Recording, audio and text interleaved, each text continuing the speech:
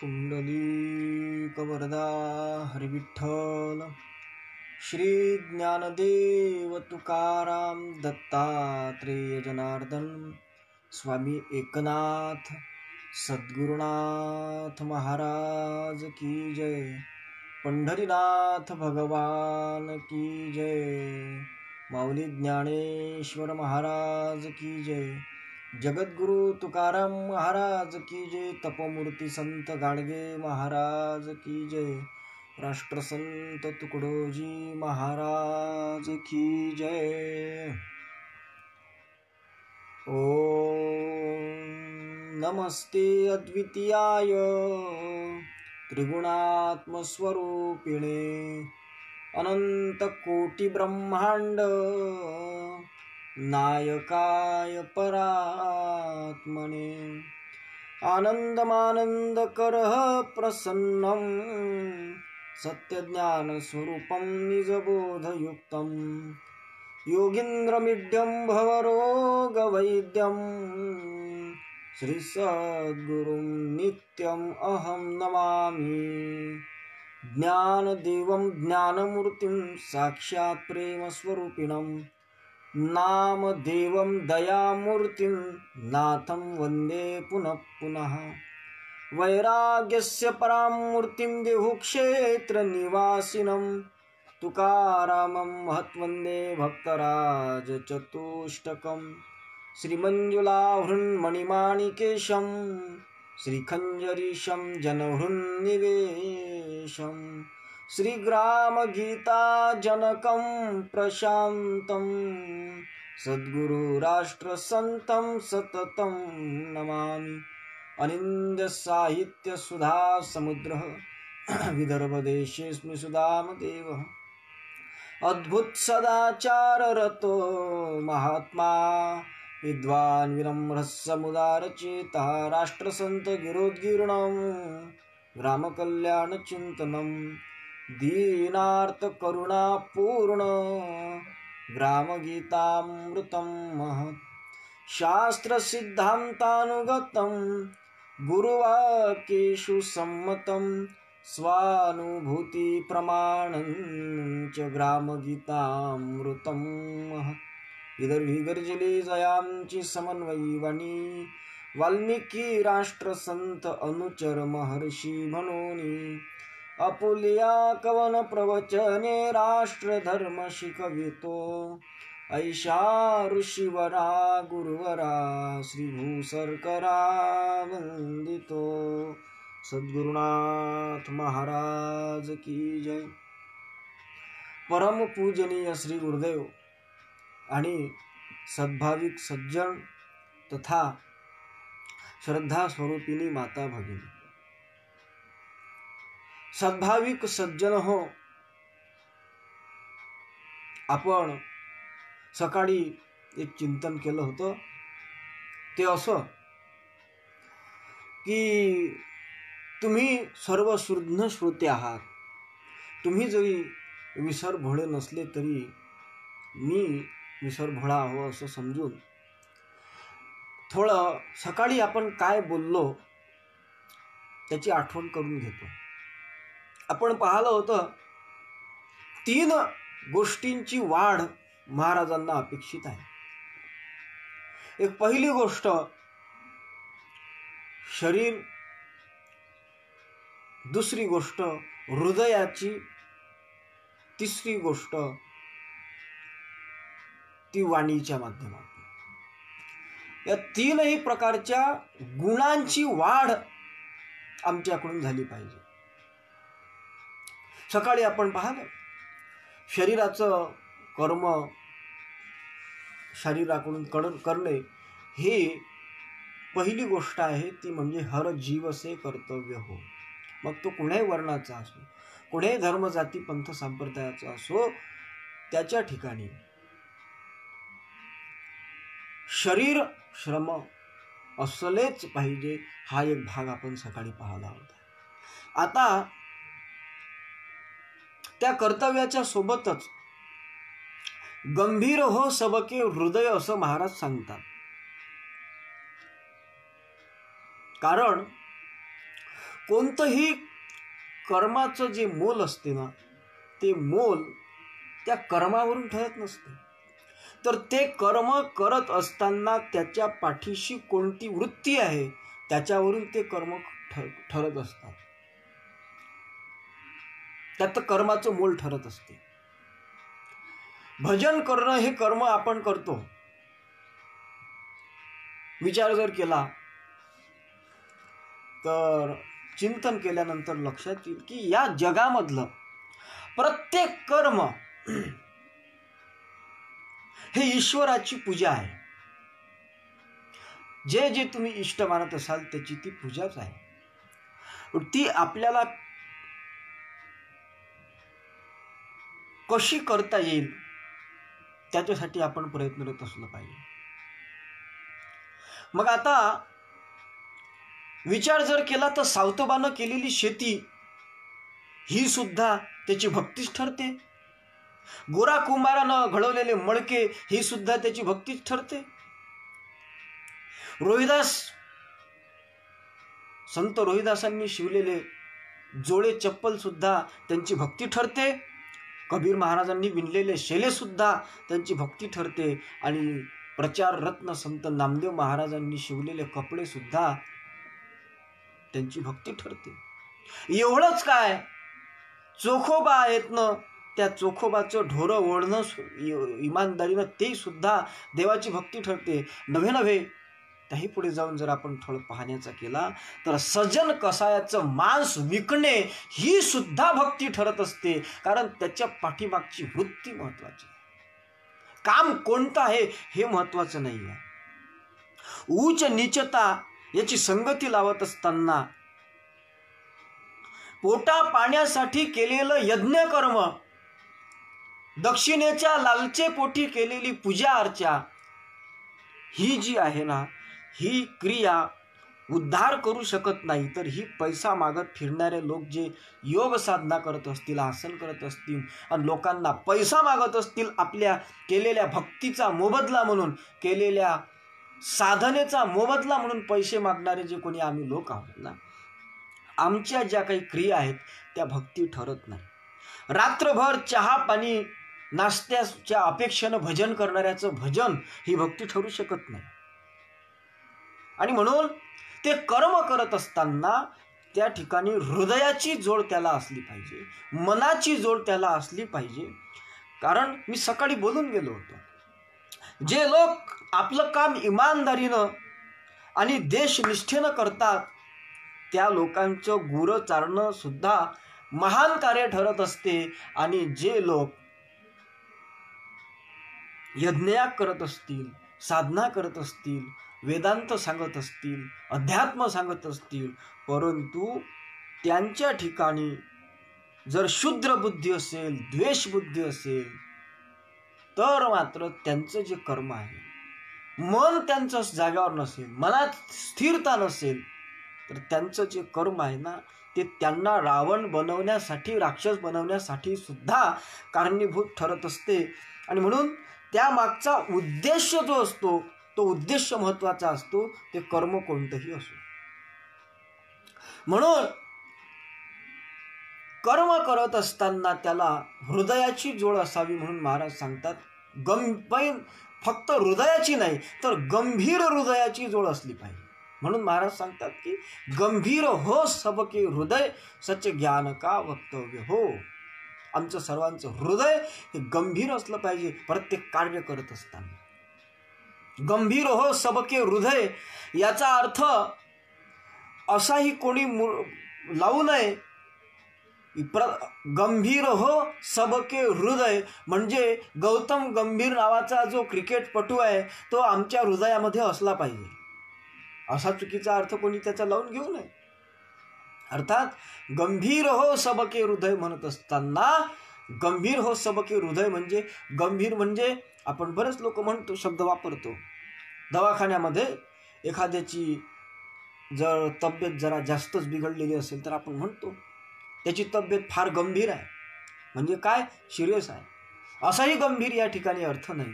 किंवा गंभीर म्हणजे निवळ तोंडावरची माशी न हलवता निवळ एखाद्या प्रेतासारखं बसून राहायचं चेहरा पाडून, म्हणजे त्यालाही काही गंभीर म्हणता येत नाही. विचार जर केला तर गंभीर म्हणजे काय त्याचं आपल्याला खऱ्या अर्थानं या प्रवचनामध्ये चिंतन करायचं आहे. विचार जर केला तर गंभीरपणाच्या बाबतीत राष्ट्रसंत तुकडोजी महाराजांच्या एका भजनामध्ये आपल्याला त्याचं उत्तर सापडते. काय म्हणतात महाराज? महाराज म्हणतात की धीरज समुंदर डूब जा रहा, ज्ञान मोती पायगा.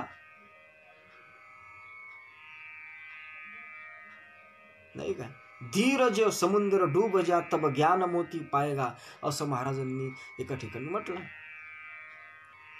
अर्थात महाराजांना हे म्हणायचं आहे की कोणत्याही कर्माचं करत असताना त्याचं मोल हे त्याच्या पाठीशी असणाऱ्या वृत्तीवरून ठरत असते. आणि म्हणून उथळ विचार जे असतील, चंचल मनाच्या माध्यमातून ज्या क्रिया केल्या जात असतील, मन त्या ठिकाणी नाही आहे, हृदयापासून अंतःकरणापासून ते कर्म केल्या जात नाही आहे, असं जे कर्म आहे किंवा थोडंसं लक्षपूर्वक एक भान ठेवून, परिस्थितीचं भान ठेवून, वेळेचं भान ठेवून त्यावेळेस ते कर्म जर केलं जात नसेल, निवड मनोरंजन म्हणून ते कर्म केलं जात असेल, तर ते कर्म फोल ठरत असते.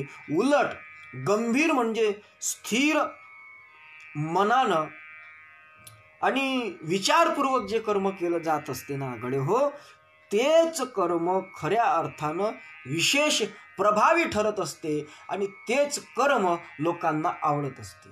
म्हणून हृदयापासून कर्म केल्या गेलं पाहिजे, अंतःकरणापासून ते कर्म केल्या गेलं पाहिजे.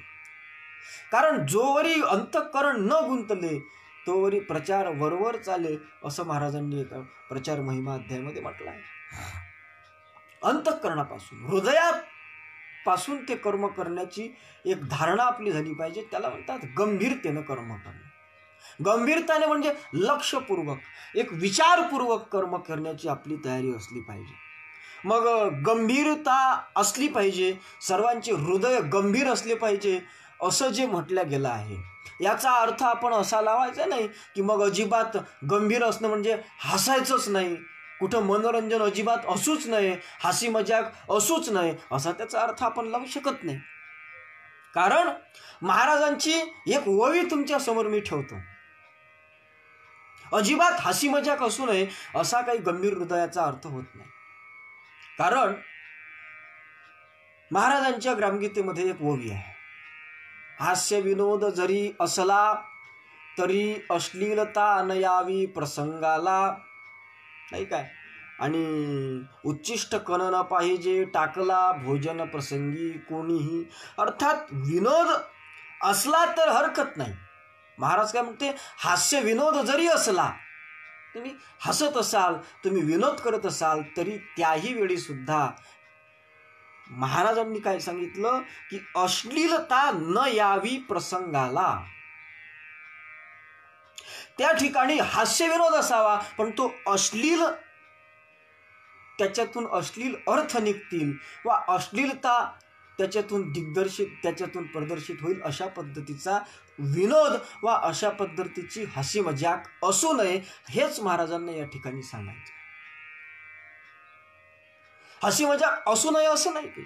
महाराजांचं एक सद्गुरू महिमाष्टक नावाचं एक अष्टक महाराजांच्या आणि स्फूर्ती तरंग नावाच्या एका ग्रंथामध्ये आलेला आहे. त्याच्यामध्ये महाराजांनी असं म्हटलं आहे की हास्य विनोद सारे सोडून या सद्विचार विवरावा, व्यसने सोडून मागे सत्संगती लाभतो तिथे घ्यावा, साक्षी रूप जयाचे मम मानस तया पदावरी लोळे, श्रीमत आडकुजी पदा ध्याता जळतील अंतरी काळे, असं महाराजांनी त्या अष्टकामध्ये म्हटलं. त्यातलं मला एवढंच सांगायचं आहे की हास्य विनोद सारे सोडून या सद्विचार विवरावा. अर्थात महाराजांनी काय सांगितलं की हास्य विनोद असले त्याच्या बाबतीत आमचं म्हणणं नाही, परंतु त्या विनोदातून सुद्धा आम्हाला सद्विचाराकडे जाता आलं पाहिजे. सद्विचार विवरावा. त्या हास्य विनोदाचा भाग सोडून त्या विनोदातून सुद्धा आम्हाला एक सद्विचार घेता आला पाहिजे.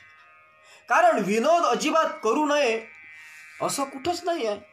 ज्या राष्ट्रसंत तुकडोजी महाराजांच्या सामुदायिक प्रार्थना अष्टकावरती आपण चिंतन करतो आहोत, ज्यांच्या साहित्याचा आपण अभ्यास करतो आहोत, त्या राष्ट्रसंत तुकडोजी महाराजांच्या आणि जीवनामध्ये काय विनोद नव्हता असं म्हणता काय? ते काय हसी मजाक करतच नव्हते असं म्हणता काय? महाराजांच्या जीवनामध्ये सुद्धा हसी मजाकीचा भाग होताच, परंतु तितकेच गंभीर सुद्धा महाराज होते. आता विषय निघालाच म्हणून राष्ट्रसंत तुकडोजी महाराजांच्या जीवनातले 1-2 प्रसंग तुम्हाला सांगतो. हसी मजाकच्या संबंधात महाराज कसे हसी मजाक करत होते, सहज विनोद करत होते, त्याच्या बाबतीत सांगतो. राष्ट्रसंत तुकडोजी महाराज ब्रह्मपुरीच्या भागामध्ये होते आणि ब्रह्मपुरीच्या भागात महाराज असताना ब्रह्मपुरीला महाराजांचं मुक्काम झालं. त्या भागात 1-2 ठिकाणी कार्यक्रम झाले आणि फिरून फारून पुन्हा महाराज ब्रह्मपुरीमध्ये आले. आणि ब्रह्मपुरीमध्ये आल्याच्या नंतर मग तिथं महाराजांचं जवळजवळ रात्री 4 तासपर्यंत भजन झालं आणि त्याच्यामध्ये काही भाषण झालं. आणि हे सगळं झाल्याच्या नंतर मग महाराज रात्री आराम झाला आणि दुसऱ्या दिवशी सकाळी आरती मंडळाची वगैरे भेट महाराजांनी त्या ठिकाणी घेतली. आणि नंतर मग बरेच काही भक्त मंडळी महाराजांच्या भेटीकरता त्या ठिकाणी आली. आणि मग महाराजांनी त्या ठिकाणी अगोदरच्या दिवशी महाराज इतके गंभीर होते की अगोदरच्या दिवशी महाराज चंद्रपूर ब्रह्मपुरीच्या भागामध्ये आरामोरी नावाचं एक गाव आहे, त्या गावामध्ये की नाही एका चांगल्या अभ्यासक व्यक्तीनं, एका साधूनं महाराजांना एक प्रश्न विचारला होता, विद्वानानं, भगवद्गीतेतला. या निशा सर्वभूतानां तस्या जागृती संयमी, ह्या श्लोकावरचा प्रश्न विचारला होता की ज्ञानी लोक ज्यावेळेस या निशा ज्यावेळेस सर्व लोकांकरिता रात्र असते, सर्व लोक ज्यावेळेस झोपले असतात, त्यावेळेस विद्वान लोक किंवा त्यावेळेस ज्ञानी लोक जागृत असतात, असं जे भगवद्गीतेत म्हटलंय त्याचा नेमका अर्थ काय? तर त्याचं इतकं अस्खलित विवरण महाराजांनी केलं होतं की भयानक. परंतु इतक्या गांभीर्यानं इतक्या कठीण विषयाचं विवरण करणारे तुकडोजी महाराज आज म्हणजे ज्या दिवशी अगोदरच्या दिवशी हे विवरण केलं आणि लगेच दुसऱ्या दिवशी इतके विनोदी झाले ते की त्यांना ज्यांनी प्रश्न विचारले की नाही त्यांनी त्याचे उत्तर विनोदातूनच दिले.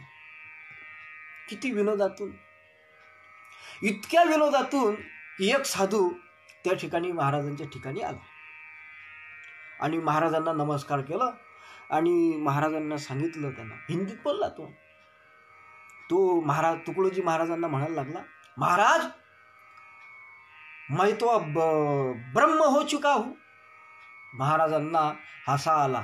जो खरोखर देवाच्या स्वरूपाला प्राप्त झालेला महात्मा असते तो कधी म्हणत असते काय, हो मी ब्रह्म आहे, मी साधू आहे, मी देव आहे म्हणून? नाही म्हणत.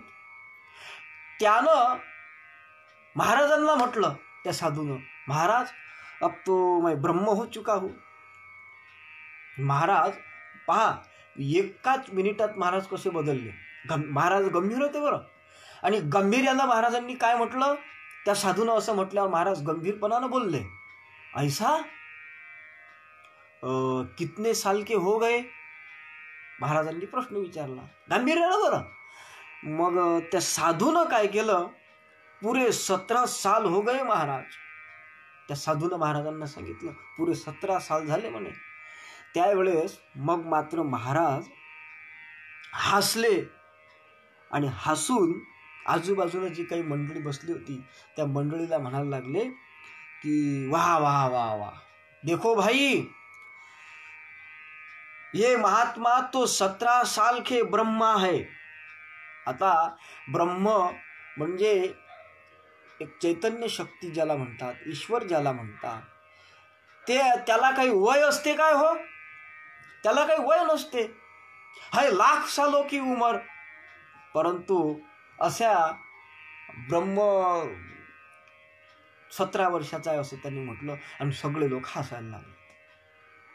ज्यांना ज्यांना समजलं की ब्रह्माला काही वय नसते ना, हा म्हातारा म्हणते मी ब्रह्म झालो आणि 17 वर्षाचा ब्रह्मा म्हणते, तो लोक हसायला लागले. किती विनोद आहे हा.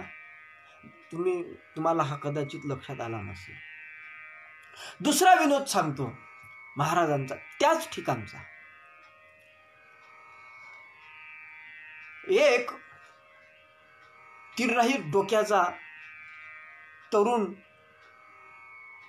गावातला एक खेड्यातला पोरगा महाराजांच्या भेटीसाठी आला आणि तो महाराजने म्हणायला लागला, बाबाजी मावाला लग्न करून द्या ना जी.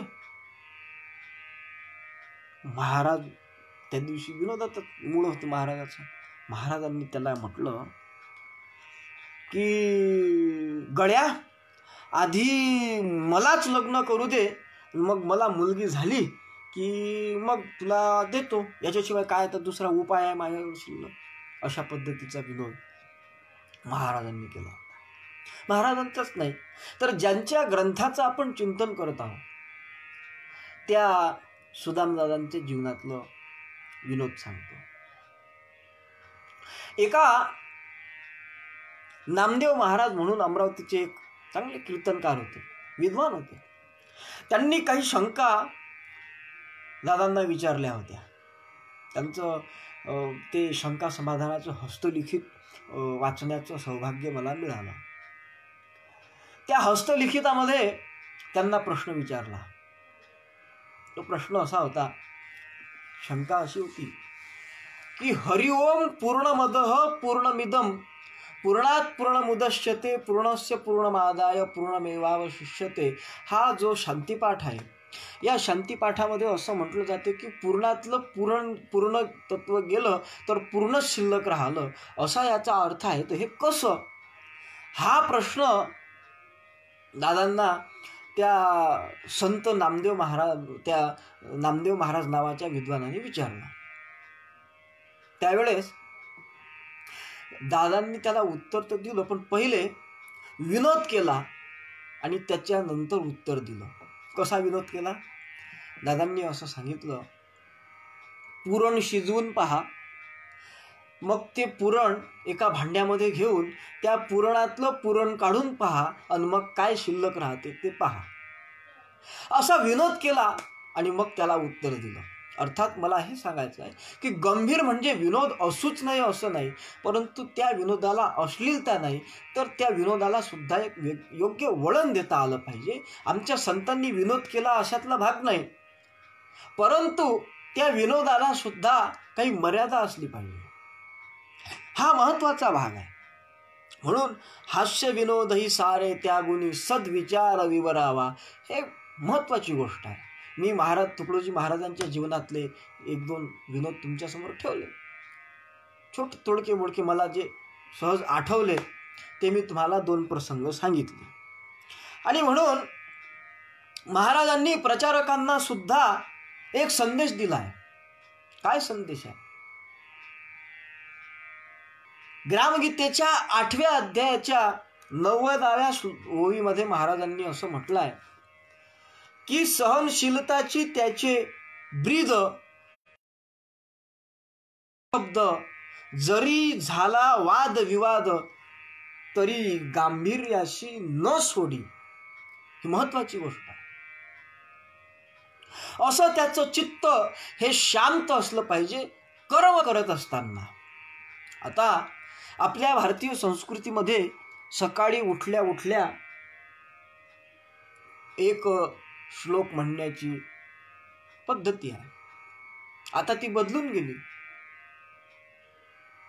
एक काळ होता की सकाळी उठल्याबरोबर, सकाळी उठल्यानंतर श्लोक म्हटल्या जात होते. कराग्रे वसते लक्ष्मी, करमध्ये तू सरस्वती, करमूले तू गोविंदम, प्रभाते कर दर्शनम. श्लोक म्हटल्या जात होते. आता कराग्रे वसते पीकम, करमूले तू कपत, प्रातकाले चाय पित्वा, प्रभाते कप दर्शनम. अशी परिस्थिती आता आली आहे. परंतु एक काळ होता की त्या काळामध्ये कप दर्शन करण्याची पद्धती नव्हती. उठल्याबरोबर कर दर्शन करण्याची पद्धती होती. आणि ती करत असताना जो काही श्लोक म्हटला जात होता, कर आग्रे वसते लक्ष्मी, कर नाम हात, हाताच्या अग्रभागावरती कोण? लक्ष्मी. कारण उद्योग हाताने केला तरच आपल्या ठिकाणी लक्ष्मी येऊ शकते. परंतु प्रयत्न करत असतो आपण, कर्तव्य करणं महत्वाचं आहे. म्हणून वेदांनी सुद्धा सांगितलं आहे की अयम मे हस्तो भगवान, अर्थात माझा हातच माझा भगवान आहे. आपला हात जगन्नाथ, अशा पद्धतीचा संदेश जो आहे तो वेदातला संदेश असला तरीही सुद्धा कराग्रे वसते लक्ष्मी, मध्ये सरस्वती, अर्थात त्या कर्म करत असताना कराग्रे वसते लक्ष्मी जरी म्हटलं तरी करमध्ये सरस्वती, अर्थात सरस्वती ही बुद्धीची देवता आहे असं म्हणतात, विद्येची देवता आहे असं म्हणतात. त्यानुसार सद्बुद्धीतून विचारशक्ती कायम ठेवून ते कर्म केलं जावं. आणि कर मूले तू गोविंदम, म्हणजे त्याच्या मुळाशी ईश्वर भक्तीचं अधिष्ठान असणं आवश्यक आहे. आणि त्याचीच आठवण करून देण्याकरता राष्ट्रसंत तुकडोजी महाराज म्हणतात की गंभीर हो सबके हृदय, सच ज्ञान का वक्तव्य हो. आणि गंभीर हृदय जे असते कणी सज्जन हो, वृद्धपणा हे गंभीर हृदयाचं दिग्दर्शन करणारं एक वय आहे. महाभारतामध्ये असं म्हटलं आहे की ती सभाच नाही ज्या सभेमध्ये म्हातारा नाही वा वृद्ध नाही, असं म्हटलं आहे. महाभारताचं श्लोकच आहे, न सा सभा यत्र न संती वृद्धो न ते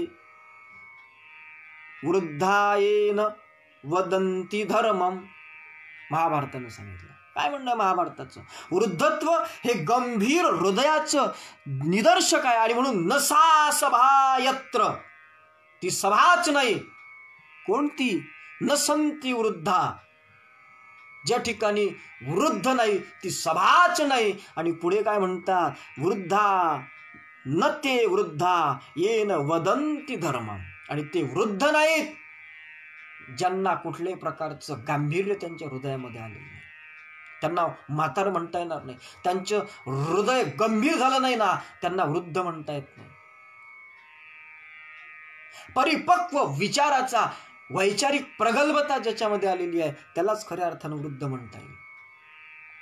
कारण जगद्गुरु तुकाराम महाराज असं म्हणतात की वयाच्या प्रबोधे विचार ज्या नाही, समानतो देही बालकाच्या किंवा बालकाशी. जगद्गुरु तुकाराम महाराजांचं मत आहे. ज्याला आपल्या वयानुसार त्याचं वय वाढलं, परंतु त्या वाढलेल्या वयानुसार ज्याच्या ठिकाणी वैचारिक प्रगल्भता आलेली नाही आहे, समान तो देही बालकाशी नाही का. वयाच्या प्रबोधे विचार ज्या नाही. जगद्गुरु तुकाराम महाराज, विचार असला पाहिजे वयानुसार, पण तो जर नसेल तर तो त्या ठिकाणी म्हातारा ठरत असतो.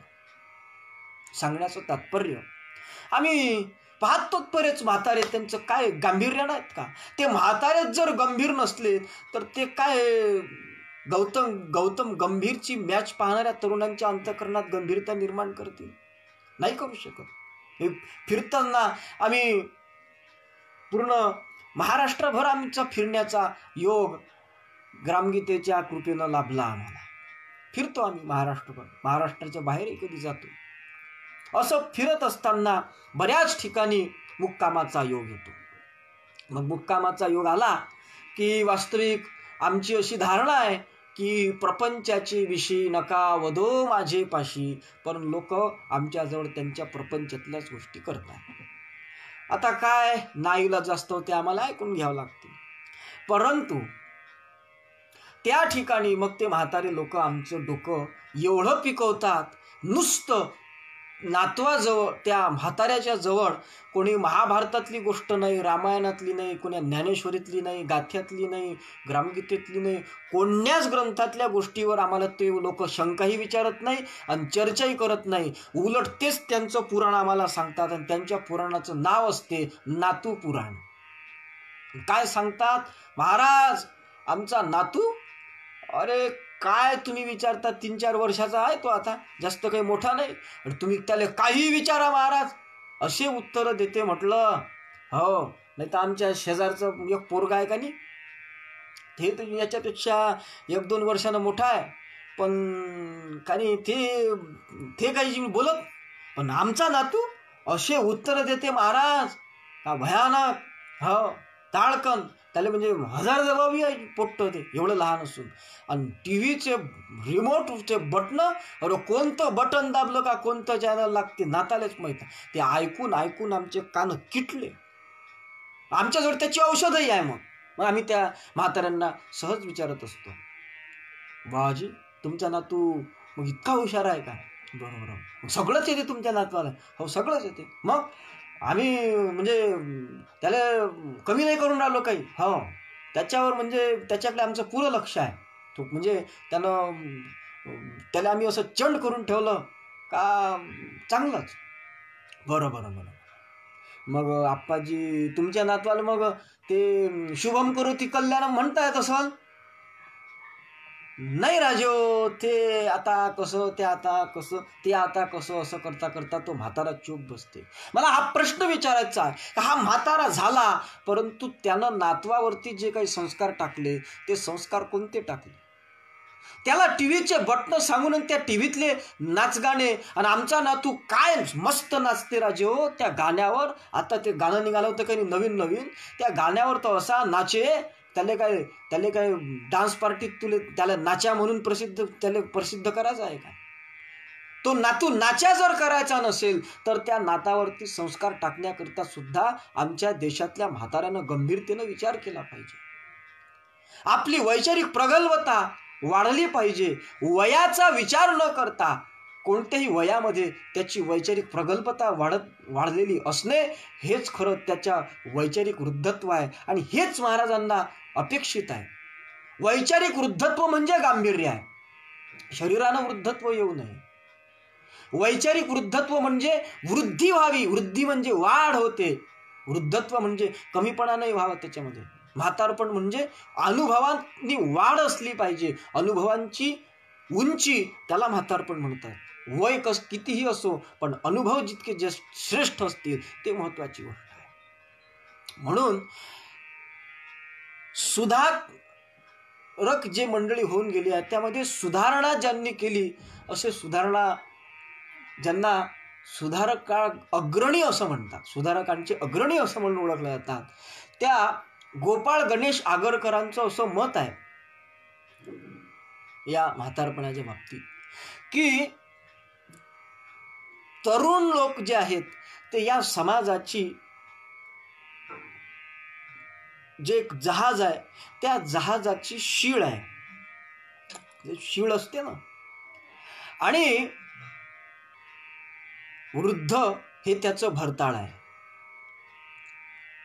शिळात हवा भरल्यानंतर ते जहाजाला वेगानं पुढे ढकलत असते. मी जहाजात कधी बसले असेल किंवा पाहिलं असेल, कुठं तर टीव्हीत पाहिलं असेल तर तुमच्या लक्षात येईल. अर्थात ज्यावेळेस ती पुढं रेटते त्यावेळेस त्या जहाजामध्ये जे भरताळ असते ना, ते त्या आपल्या वजनानं त्या जहाजाचा समतोल राखत असते. हे तुम्ही उदाहरण मी व्यवहारातलं दिलं आहे. आणि प्रगतीसाठी या दोघांची नितांत गरज असते असं गोपाळ गणेश आगरकर यांचं मत आहे. आणि तथागत भगवान गौतम बुद्धांच्या विचाराचंही सुद्धा त्याच्याशी सुसंगती आहे. कारण वृद्धाचं गांभीर्य जोडीला जर नसेल तर तरुण लोक जे आवेशात येऊन काम करतात किंवा कुठल्याही प्रकारचे निर्णय घेत असतात, त्यांच्या पाठीशी जर वृद्ध लोकांचे अनुभव नसतील तर मग मात्र ते तरुणांनी केलेलं जे काम आहे ना, ते काम सिद्धीस जात नाही किंवा ते काम प्रभावी स्वरूपाचं ठरत नसते. कारण ते हुल्लडबाजीतून झालेलं काम असते. म्हणून चंचलता जे तरुणांमध्ये आहे, त्या तरुणांची चंचलता किंवा त्या तरुणांमध्ये असलेलं एक अल्लडपणा नष्ट करण्याकरता, त्यांच्यामध्ये एक शिस्त निर्माण करण्याकरता जे ज्येष्ठ लोक आहेत, जे म्हातारे लोक आहेत, त्यांनी आधी शिस्त लावली पाहिजे. स्वतः गांभीर्यानं वागले पाहिजे त्या तरुणांच्या समोर. त्यावेळेस त्यांच्यामध्ये कुठेतरी येईल. आणि तरुण जर काही करत असतील तर त्यांच्या पाठीशी म्हाताऱ्यांची अनुभव असलाच पाहिजे. कारण तथागत भगवान गौतम बुद्ध असं म्हणतात की केवळ केस पांढरे होणे म्हणजे काही वृद्धत्व नाही आहे, तर ज्ञानाची वृद्धी ज्याच्या ठिकाणी असते, ज्ञानाची वृद्धी म्हणजे वाढत प्रगल्भ ज्ञान ज्याच्या ठिकाणी असते, तो खरा वृद्ध आहे. नाहीतर मग वय वाढलं काय, आपण म्हणतो पिकले पण शिकले नाही म्हणतो, आमच्या खेड्यातले लोक म्हणतात असं. आणि म्हणून पूज्यपाद साने गुरुजी ज्यांनी जगाला प्रेमाचा संदेश दिला, अशा साने गुरुजींनी असं म्हटलं आहे या गांभीर्याच्या, या वृद्धत्वाच्या बाबतीत. त्यांचं असं मत आहे की वृद्धाच्या वाकलेल्या पाठीचं मोल हे त्याच्या अनुभवाच्या गाठोडं असते. भारतीय संस्कृती नावाचं त्यांचं फार सुंदर पुस्तक आहे, छोटंसं. त्याच्यामध्ये जवळजवळ 20-25 लेख आहेत. फार मला वाटतं काही जास्त किंमत नाही, 50-100 रुपयाचं काही पुस्तक असेल ते. फार सुंदर पुस्तक आहे. त्याच्यामध्ये त्यांनी एका विषयावर विवरण लेख लिहिले आहेत. आणि ते वाचत असताना मला असा अनुभव आला होता भारतीय संस्कृती हे पुस्तक वाचताना की जणू मी ग्रामगीतेचंच गद्य रूप वाचत आहो. इतकं सुंदर पुस्तक. त्याच्यामध्ये त्या साने गुरुजींचं असं मत आहे की वृद्धांची जी पाठ वाकलेली असते ती नुसतं सहज वाकली नसते, तर त्यांनी त्याला रूपक असं दिलं आहे की त्याच्या पाठीवर जे गाठोडं असतं, जे ओझं असते ना, ते अनुभवाचं गाठोडं असते. आणि ते गाठोडं त्याच्या पाठीवरती असल्यामुळे त्याची पाठ अशी वाकलेली असते, त्याची कंबर वाकलेली असते त्या अनुभवामुळे. आपण बरेच लोक एक कथा काही कीर्तनकार, भागवतकार, प्रवचनकार मंडळीकडून ऐकत असतो. कोणती कथा? एका ठिकाणी लग्न जोडायला काही मंडळी गेली. ती गेली असताना तरुण पोरं, पण त्यांनी ठरवलं आपण म्हातारा एकही घरातला सोबत न्यायचा नाही. कारण हे म्हातारे लोक की नाही काही बडबड करतात, काही बोलतात, जुन्याच गोष्टी उकरून काढतात. असं त्या तरुण पोरांनी ठरवलं. ते ठरवल्यावर त्या म्हाताऱ्याला तर त्याला असं वाटलं म्हाताऱ्याला का हे सगळं पिघळून ठेवतील. तो म्हातारा या तरुण पोरं गोष्टी करत असताना डिक्कीत जाऊन लपला. मग ते लपल्यावर सगळे तरुण पोरं ते गाडीत बसले, गेले. लग्न ठरलं, पक्कही झालं. आणि मग तिथं ठरलं की एवढी 70 एकर ते 400 एकर जमीन होती, त्यातली 70 एकर जमीन त्या पोराला लग्नात द्यायची. कारण त्यानं मागितली. मग त्या मुलीकडचे म्हणायला लागले की तुम्ही असं करा, आम्ही जमीन देतो, पण एक अट आहे, ही जी जमीन आम्ही देतो, ही जमीन तुम्हाला तुमच्या सोबत घेऊन जावं लागत. आता पोरं विचारात पडले, आता जमीन सोबत कशी न्यायची. मग विचारच पडला. त्यावेळेस तो म्हातारा त्या डिक्कीतून बाहेर निघाला आणि तिथं म्हणाला की आता मी बोलतो. सगळे पोरं पाहायला लागले कसं काय. मग तो म्हातारा बोलायला लागला की आम्ही जमीन नेऊ, पण एक अट आहे. ही जमीन नेण्याकरिता जसं इतर आंधन तुम्ही मंडपात आणाल, तशी ही जमीन तुम्ही मंडपात आणून द्या. सगळे मग पोरीकडचे विचारात पडले, आता काय करा. त्यावेळेस त्या म्हाताऱ्यानं सल्ला दिली, त्या जमिनीचं जे सातबारा आहे, त्या जमिनीचे जे कागदपत्र आहे, ते कागदपत्र तुम्ही मंडपात घेऊन या आणि ते कागदपत्र सोबत घेऊन जातील. ह्या जो त्यांनी दिलेलं मार्गदर्शन आहे त्या म्हाताऱ्यानं, ते मार्गदर्शन अनुभवातून आलेलं आहे. अर्थात वैचारिक प्रगल्भता ही म्हाताऱ्याकडे असते. मला हे फक्त पटवून देण्याकरिता मी हा दृष्टांत सांगितला. अर्थात गांभीर्य असलं पाहिजे, उथळपणानं विचार करणं असू नये. गांभीर्य जे आहे की नाही, मी इथं म्हातारपण हे गांभीर्याचं दिग्दर्शन करणारं एक वय आहे, म्हणून मी त्याचा विचार या ठिकाणी थोडा मांडला. वास्तविक पाहता गांभीर्याच्या दृष्टीनं जर विचार केला तर आमचे संत सांगतात की तेथे काही चाड नाही वयाची. गांभीर्य असण्याकरता वयाची काही चाड नाही, अर्थात वयाची काही बंधन नाही आहे. कारण एखाद्या व्यक्तीमध्ये ज्ञान किंवा अनुभव किंवा गांभीर्य या ज्या गोष्टी आहेत, या गोष्टी दशेची वाट न पाहता, वयसेची या गावा न येता, बालपणीची सर्वज्ञता वरी तयाते, असे सुद्धा लोक या समाजात आपल्याला पाहायला मिळतात. आणि म्हणून उथळपणानं कोणतंही कर्म करणं, कुठल्याही प्रकारचं वैचारिक स्थैर्य नसताना कोणतंही कर्म नुसतं अल्लडबाजीतून करायचं म्हणून करणं, ही गोष्ट मात्र महाराजांना आवश्यक वाटत नाही. कारण असं कर्म केल्यानं समाजालाच नाही तर ते कर्म करणाऱ्याच्या जीवनाला सुद्धा योग्य दिशा किंवा योग्य वळण मिळत नसते. गंभीरपूर्वक म्हणजे लक्षपूर्वक, काळजीपूर्वक एखादं कर्म, अंतःकरणयुक्त भावनेनं एखादं कर्म करणे म्हणजे गंभीर हृदयानं केलेलं कर्म असते. म्हणून सकाळी जे मी कर्म सांगितले, ते कर्म हृदयापासून करणं आवश्यक आहे. आणि हृदयापासून जर ते होत नसेल तर त्याचा काही अर्थ राहत नाही. उदाहरणार्थ, आपल्या तरुण मंडळीमध्ये कर्म करतात, चांगले कर्म करतात, गणपती बसवतात, दुर्गादेवी बसवतात, परंतु हे कर्म करत असताना आपली मंडळी गांभीर्यानं करतात काय? नाही. ती कशा करता? नुसतं ते गणपती बसवल्यावर नाचायला मिळते, दारू प्यायला मिळते, रंग गुलाल उधळायला मिळते आणि काहीतरी मनोरंजन होते त्या ठिकाणी म्हणून गणपती बसवायचा.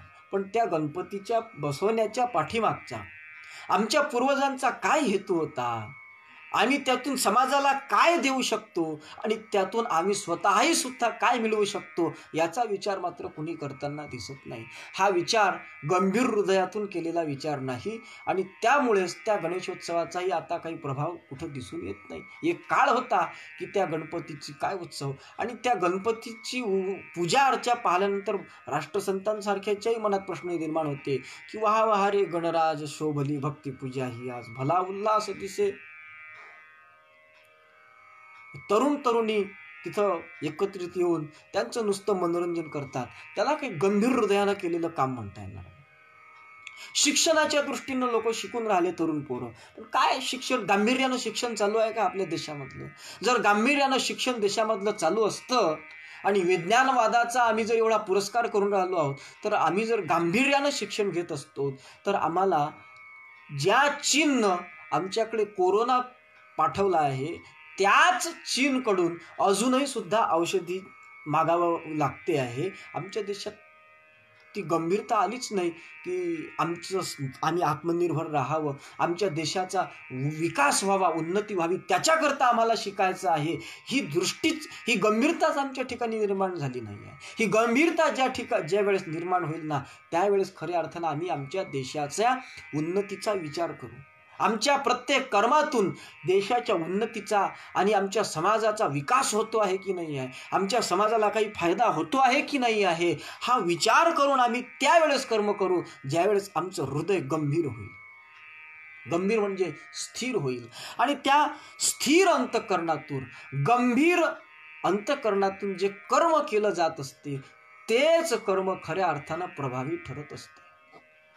आणि म्हणून कोणतीही गोष्ट करत असताना ही गांभीर्यपूर्वक, लक्षपूर्वक केली पाहिजे, स्थिर बुद्धीनं केली पाहिजे. आणि म्हणून त्याच्याकरताच महाराजांना या ठिकाणी सांगावंसं वाटलं असावं की गंभीर हो सबके हृदय. अर्थात कर्तव्याच्या पाठीशी त्याचा हेतू काय आहे, त्याचं फल काय होईल, याचा वैचारिक अधिष्ठान त्या कर्माच्या ठिकाणी असलं पाहिजे. एका विशाल विचारातून, एका व्यापक विचारातून आम्ही ते कर्म केले पाहिजे. त्याच्याकरता आमच्या हृदयाची विशालता वाढली पाहिजे, हृदयामध्ये आमच्या एक वैचारिक प्रगल्भता असली पाहिजे आणि करत असताना ते कर्म हृदयापासून आम्ही केलं पाहिजे. आपलं समजून हे सर्व जग माझं आहे आणि त्या जगाकरता कर्तव्य करणं हे माझं परम कर्तव्य आहे, ही स्फूर्ती हृदयातून झाली पाहिजे आणि ते कर्म काळजीपूर्वक करता आलं पाहिजे. हीच भूमिका राष्ट्रसंत तुकडोजी महाराजांना या ठिकाणी सांगायची होती आणि ती सांगण्याकरताच राष्ट्रसंत तुकडोजी महाराजांनी या ठिकाणी हा शब्द वापरला आहे की गंभीर हो सबके हृदय. मला हा भाव समजलेला आहे, परंतु तुमच्या समोर मांडत असताना मी प्रामाणिकपणे कबूल करतो की तो मांडत असताना मला तो शब्दातून पाहिजे त्या पद्धतीनं, पाहिजे त्या प्रमाणात प्रगट करता आला नाही. परंतु तरी मी तुमच्यासमोर तो भाव थोडक्यात मांडण्याचा प्रयत्न केला. थोडं मोबाईलमध्ये काही अडचण आली होती म्हणून सुरुवातीचे 5-10 मिनिट उशीर सुरू झाला. त्याबद्दल दिलगिरी, या दोन्ही गोष्टीबद्दल दिलगिरी व्यक्त करतो. आणि हे जे प्रवचन आहे, हे प्रवचन ज्यांची शांती, ज्यांची गंभीरता कुठल्याही प्रकारे कधीही कोणत्याही प्रसंगी ढळली नाही, अशा संत सज्जनांच्या चरणी हे प्रवचन मी समर्पित करतो. सर्वेत्र सुखीनः सन्तु, सर्वे सन्तु निरामयाः, सर्वे भद्राणि पश्यन्तु, मा कश्चित् दुःखमाप्नुयात्. ओम शांति शांति शांति. सद्गुरुनाथ महाराज की जय. जय.